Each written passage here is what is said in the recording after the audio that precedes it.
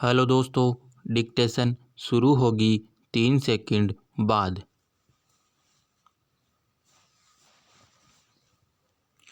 उपाध्यक्ष महोदय, मैं इस जिले के कुछ गांवों के बुरी तरह संकटग्रस्त होने के अवसर पर यहाँ आया हूँ।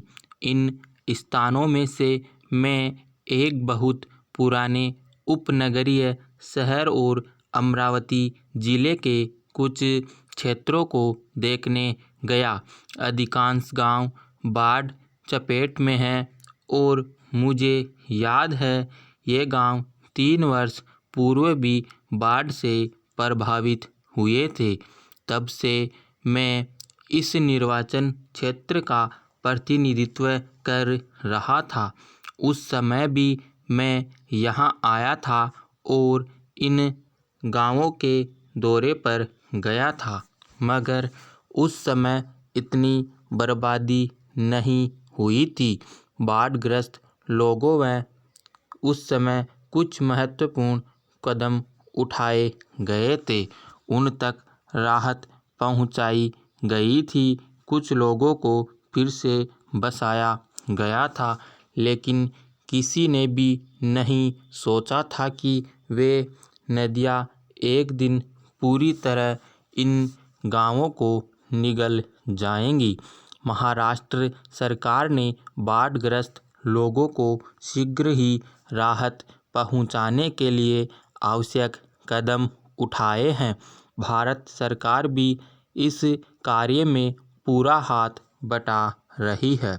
हमने उन परिवारों को आर्थिक मदद दी है जो बाढ़ में अपनी अपनी जान गंवा बैठे हैं। इस तरह बड़ी संख्या में लोगों की जानें गई है। उन लोगों की जितनी सहायता हम कर सकते हैं करेंगे, लेकिन प्रकृति के हाथों हुई बर्बादी की क्षतिपूर्ति कोई भी नहीं कर सकता है। जितनी सहायता मानवीय सीमा के अंतर्गत हो सकेगी की जाएगी। इसके लिए केंद्रीय और राज्य सरकार यथाशक्ति अनुदान तथा अन्य संस्थाओं के साथ मिलकर राहत कार्यों को बढ़ाएंगे। मेरा कहना है कि इन लोगों तक आवश्यक सेवाएं सही समय पर पहुंचाई जाए। इस तरह हम उन तक कुछ राहत पहुंचा सकेंगे और उन्हें फिर से बसा सकेंगे। मुख्यमंत्री ने मुझे बताया कि इन बाढ़ग्रस्त लोगों को मकानों की मरम्मत के लिए रुपया देने से ज़्यादा आवश्यक है उन्हें सुरक्षित स्थानों पर फिर से बसाना।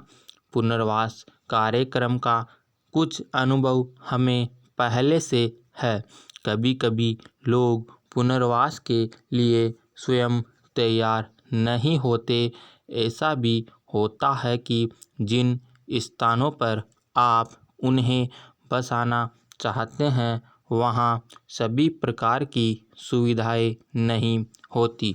इसके अतिरिक्त कुछ मनोवैज्ञानिक तथ्य भी होते हैं। कोई भी व्यक्ति मन से अपना वह मकान कभी छोड़ना नहीं चाहता जहां वह पीढ़ियों से रह रहा हो।